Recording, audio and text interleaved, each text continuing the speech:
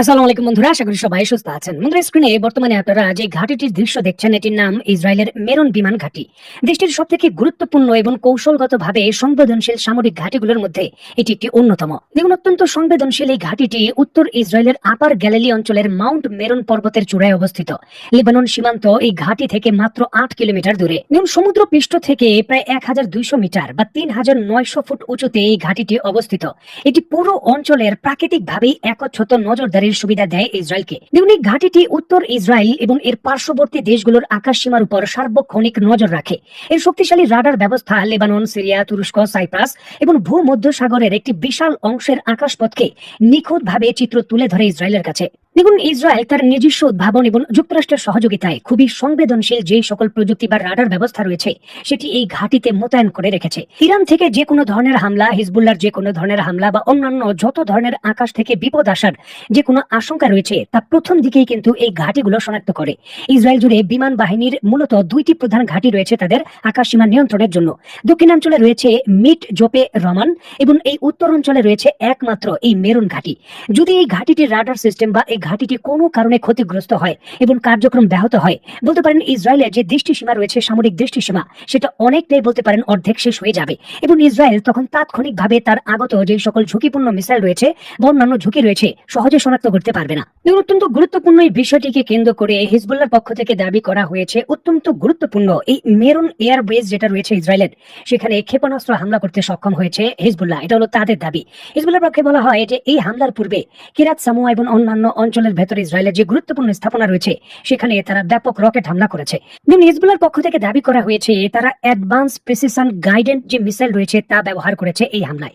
যে মিসাইলগুলো দূর থেকে গাইড করা যায় এবং যে টিভি গাইডেড মনিটর রয়েছে, ফ্রিকোয়েন্সি রয়েছে, তার মাধ্যমে বিভিন্ন ধরনের আকাশ প্রতিরক্ষা ব্যবস্থাকে ফাঁকি দিয়ে টার্গেটকে লাইভ ভিডিও দেখার মাধ্যমে হামলা করা যায়।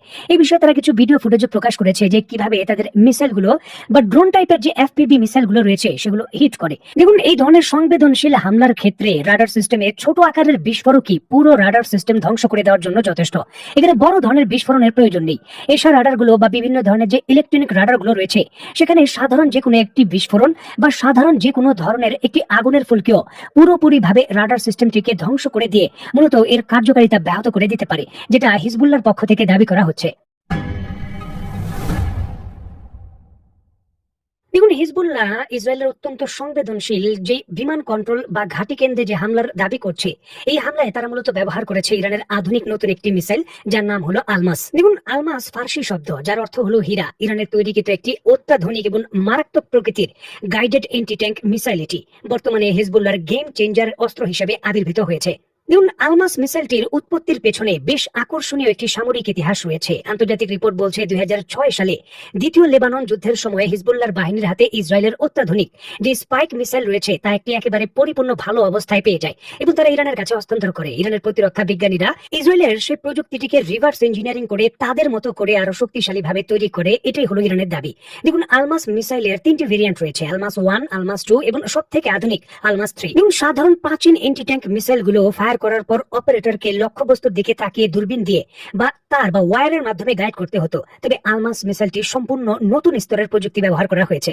এই মিসাইলটির মাথায় একটি শক্তিশালী ইলেকট্রো অপটিক্যাল এবং থার্মাল ইমেজিং ক্যামেরা ব্যবহার করা থাকে। অপারেটর ফায়ার করার আগে লক্ষ্যবস্তুকে লক করে দিলে মিসাইলটি নিজে নিজেই লক্ষ্যবস্তুর দিকে ছুটতে পারে।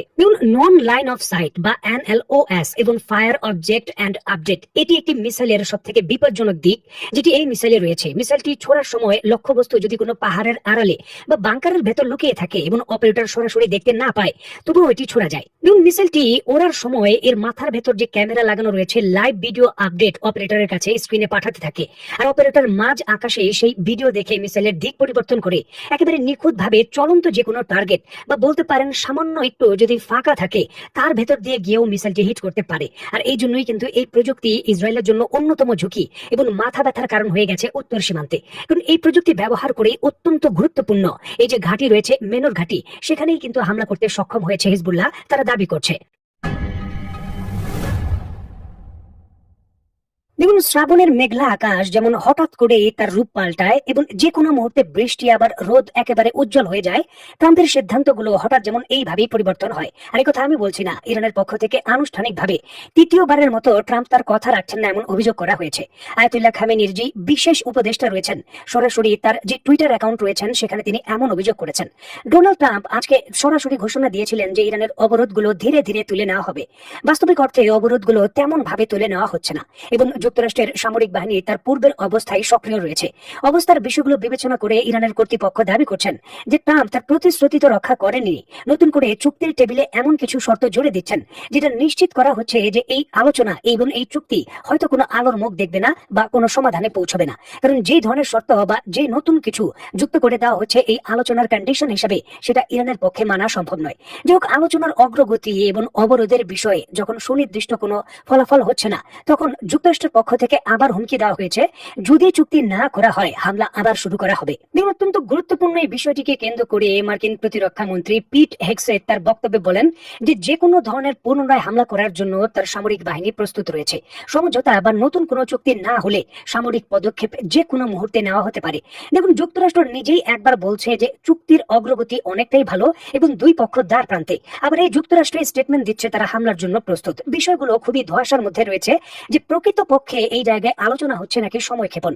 এই জায়গায় কি যুক্তরাষ্ট্র বড় প্রস্তুতির জন্য সময় ক্ষেপণ করছে? চূড়ান্ত মন্তব্য করা খুব কঠিন, কারণ যখনই আলোচনা ফলপ্রসূ হয় যুক্তরাষ্ট্রের অনেকটাই কিন্তু সিদ্ধান্ত এরকম, তখনই তারা হামলা করে বসে। এর পূর্বেও ইরানের ক্ষেত্রে এমনটা ঘটা নজির রয়েছে। দেখার বিষয়ে এইবার যুক্তরাষ্ট্র আসলে কি করে। তো বন্ধুরা, আজকের মতো বিদায়। নতুন কোনো ভিডিও নিয়ে আবার দেখা হবে। সেই পর্যন্ত সবাই ভালো থাকবেন, সুস্থ থাকবেন এবং বাংলাদেশকে ভালোবাসবেন। আল্লাহ হাফেজ।